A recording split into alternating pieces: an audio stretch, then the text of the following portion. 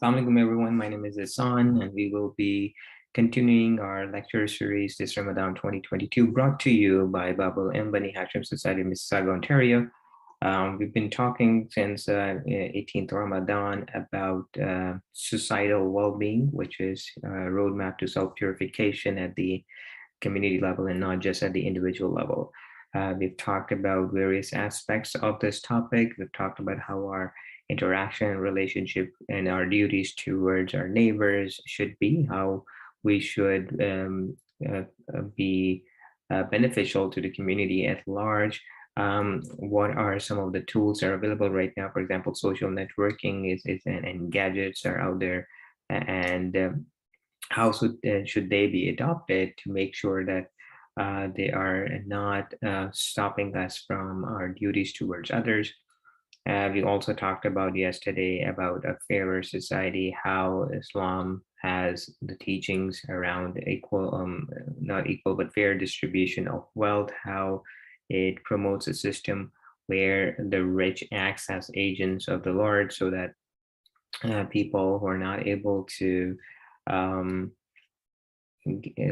survive, people who are not able to fulfill their basic human needs, get some sort of assistance from people who are blessed from Allah subhanahu wa ta'ala. We understood how Islam definitely promotes and encourages hard work and has put emphasis on ownership, but the real ownership lies with Allah subhanahu wa ta'ala, and that is why the teachings encourage us to make sure that if we have any surplus savings and surplus wealth, we are actually sharing it with others to make sure there is a distribution, a circulation of wealth in the society. Today, I'm gonna take a step back and talk about, again, person-to-person relationship. This relationship that we're gonna talk about is going to be between parents and children. We have obviously heard a lot about the duties of children towards parents, but today we're gonna talk about the different aspects where we're gonna discuss that relationship, which is a two-way relationship, really. Parents have duties towards children as well as the children have responsibilities and duties towards their parents. So we'll try to recognize that obviously children are a great blessing from Allah subhanahu wa ta'ala. So there are obviously responsibilities outlined for both parents as well as children. And today we're going to be examining those responsibilities of parents towards their children. And like I said, it's not a one-way relationship. It's obviously a two-way relationship. So we'll definitely be discussing that aspect of the topic as well. So let's start with this Quranic verse from Surah Tarin, chapter number 66, verse number 6. Bismillahirrahmanirrahim. Ya ayyuhallazina amanu ku anfusakum wa ahlikum naran waquduha an-nasu wal hijara. I'm going to translate, "Oh, you who believe, save yourselves and your families from a fire whose fuel is people and stones." So you can see in this narration, in this verse, Allah Ta'ala is saying to the believers that it's just not your duty to protect yourself from hellfire, but your families too. And obviously those families would include your children. What it tells us is that we are responsible as parents, or parents are responsible for protecting their children from hellfire. How they can do that? They can do that by getting them introduced to the proper teachings of the religion. Okay, so continuing on to this topic, as I said, Quran tells us that respecting parents is second only to the worship of Allah. And obviously we have lots of narration, we have lots of traditions from the Holy Prophet as well that greatly emphasize the special position that the parents have. But what have they done to deserve this status, right? Think about this. Why do they have such an elevated status in the entire religion? And do they have responsibilities towards their children? The answer is obviously yes, right? Children are a trust put into the hands of their parents, and parents will be responsible for them on the day of judgment. It's when we say children are a trust, right? Why do we say that? Because they are a special gift from Allah subhanahu wa ta'ala. Again, going back to the topic that we discussed yesterday about the ownership, the real ownership is always from Allah subhanahu wa ta'ala. So this is the special gift from Allah subhanahu wa ta'ala. And children can be a source of great rewards and forgiveness for their parents, right? Even after they've gone, even when they have passed away, both in the grave and on the day of judgment as well. There's a Quranic verse as well, as we just studied, right? Or you believe, save yourselves and your families. So when you say from families, and it's also talking about like you have to save yourself and your families from a fire whose fuel is people and stuff. So I was talking about hellfire, and both children and parents can be a source of rewards and forgiveness. So definitely one of the duties that we can see of the parents here is to make sure that children are properly introduced to an environment where they have ample chance to understand religion, learn religion, and practice it. So it's again a two-way relationship. I'm gonna analyze this a little bit further here. We know that the Lord of the universe, Allah subhanahu wa ta'ala, he is one of the names that he has is Al-Ghani, right? So our bond with our creator, basically he is our creator and he provides for us, right? He provides for us, he sustains us, but Allah does not need anything in return or anyone to provide for him. He's self-sufficient. The name that I discussed, Al-Ghani, basically means self-sufficient. This relationship is very much one-sided, where Allah is just the giver, he continues to provide for us even when we disobey him, right? But he does not need anything. He's self-sufficient. But when it comes to the relationship between parents and children, it's a two-way relationship, right? So we both need each other to get closer to Allah subhanahu wa ta'ala. Our parents have done so much to bring us into this world. They care for us, they provide for us, they raise us, so they deserve our respect and love as children. Rasulullah, for example, sallallahu alaihi wasallam, has said, as your father has a right over you, so do your children have a similar right.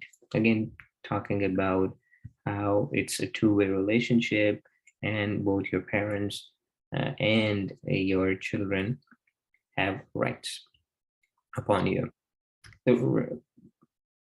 Rasulullah obviously also role modeled this behavior as he has done for other aspects of life as well, right? So he would often be seen showing affection to children. He showed great affection. He would hug them. He would kiss his grandsons, Imam Hassan and Imam Hussein. And there are stories. People saw this. Once, for example, a man saw him kissing his grandparents. And then he commented and he said that he himself had 10 children and he never kissed anyone. Rasul actually responded back and he said, what can I do when Allah has taken his mercy from you? So again, it was a reminder for him that he needs to show affection towards his children. Let's talk about some of the responsibilities. Obviously, affection is there, all those good things are there, but what are some of the other responsibilities really the parents have to have towards their children? So number one starts from giving their child a name. It's very, very important. As we know, it has tremendous impact on the personality and the character of the child. So they have to give them a good name. Teach them principles of religion, roots of religion, branches of religion, tawheed, and good akhlaq. They should be taught these good concepts.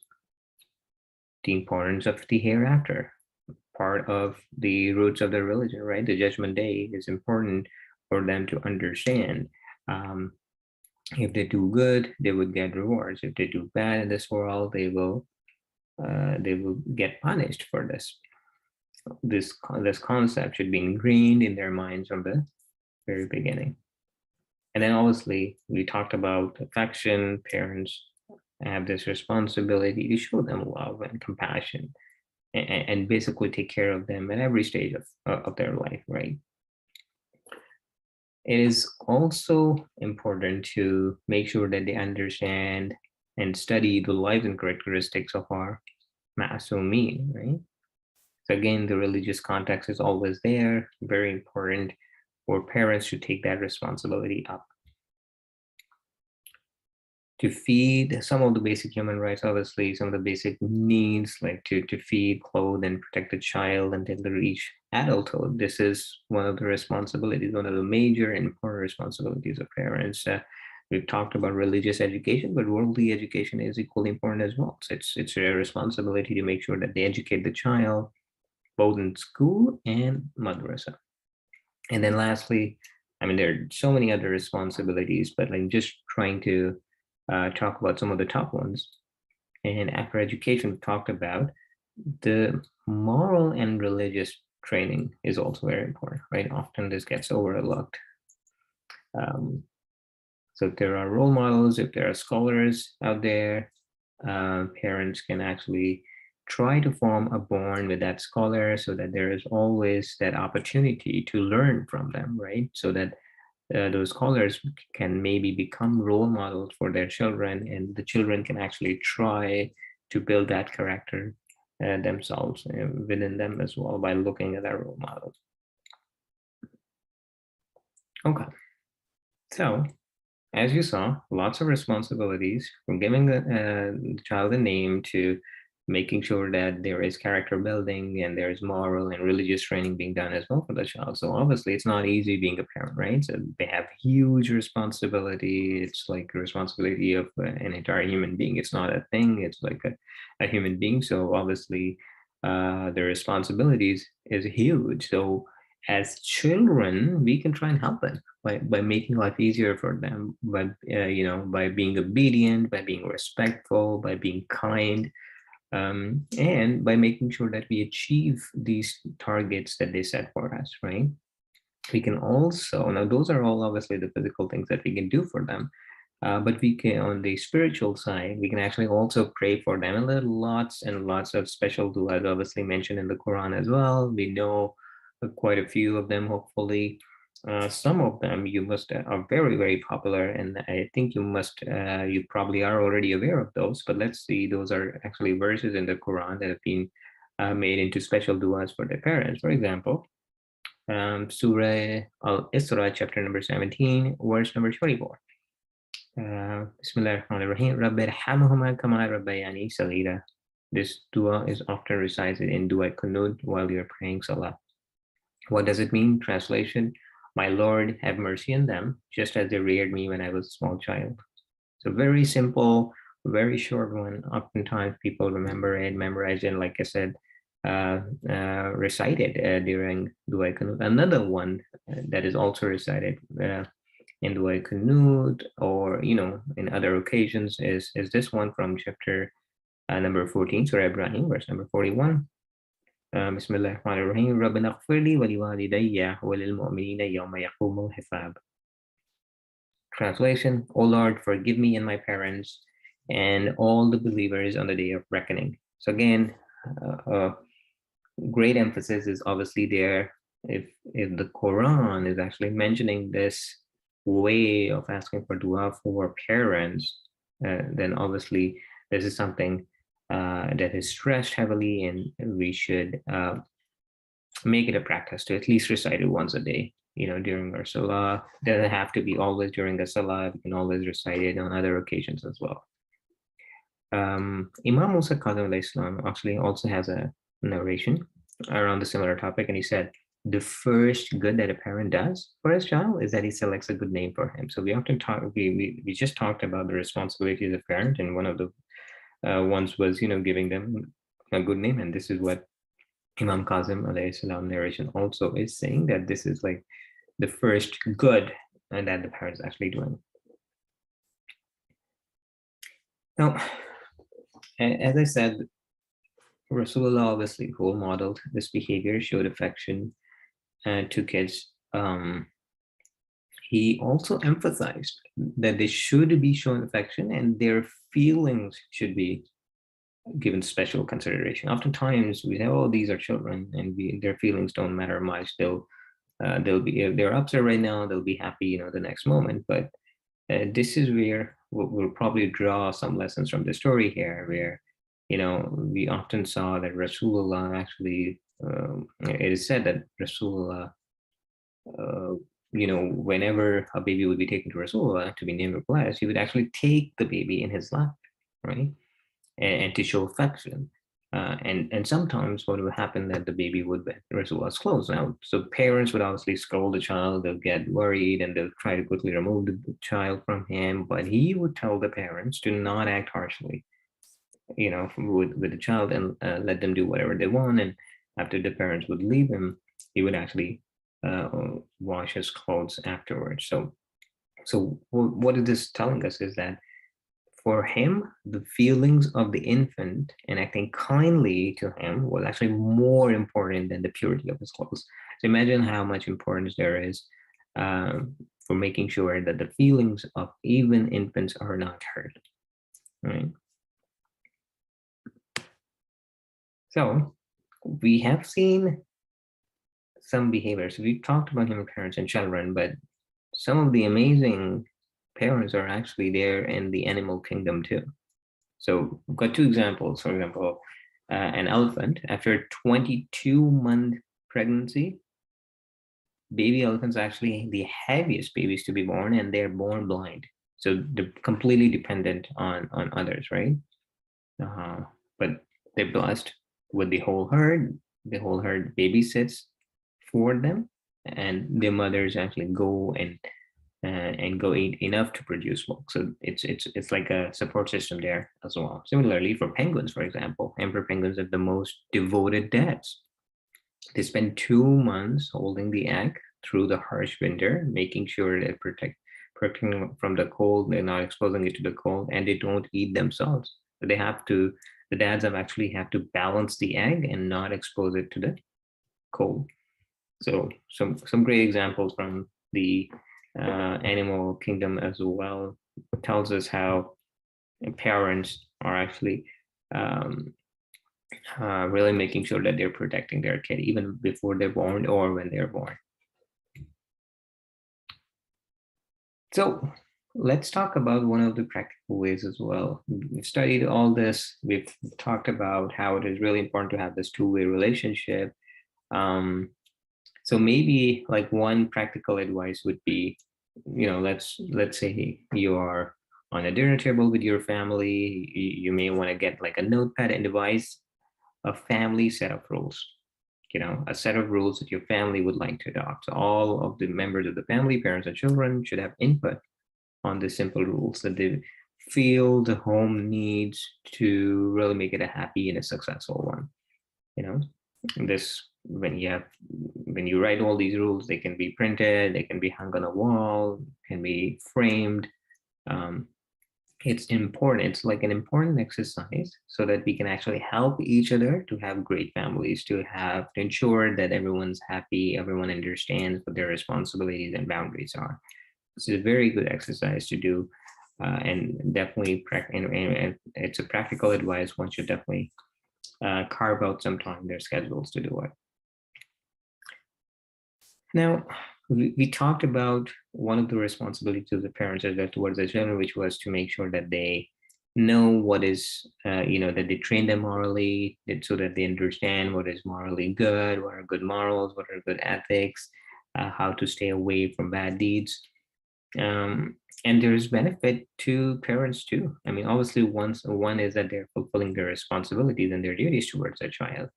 But as we mentioned before, and we've read one verse as well, they actually also protect these things, or this responsibility actually protect the parents as well once they've actually passed away.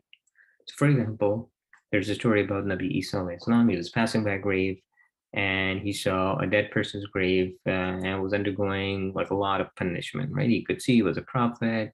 The following year, when he passed by the same grave, he noticed that the dead person was actually free from those punishments. So he asked Allah, why was this? Why was he undergoing so much punishment the last year? And why is it not anymore? Why has it stopped? So to which he was told that the dead person left behind a pious son who changed and become better and left some bad habits, and he gave shelter to an orphan. So like all good deeds, it is for this reason that we've forgiven him.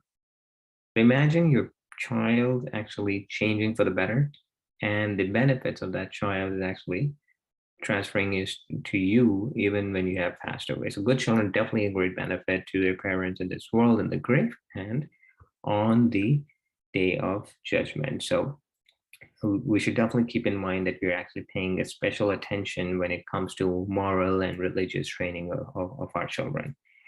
So I'll pause here. I'll conclude here. We've talked about how children are a great blessing from Allah, and it's a two-way relationship between parents and children. It's not like the one-way relationship. It's not like the relationship that we have with Allah, where Allah Ta'ala is actually the Ghani, the self-sufficient, and is providing everything to their creations and not expecting or needing anything back. But for parents and children, it's a two-way relationship. Parents carry the responsibility to raise them to be good servants of Allah, and then children actually help parents in this challenging task as well, and they respect and cooperate with them towards achieving this goal. And obviously, when both of them work together, this will lead to a successful and a happy life. So I'll stop here. Thank you so much for listening. Today's topic, as I said, was about the relationship between parents and children.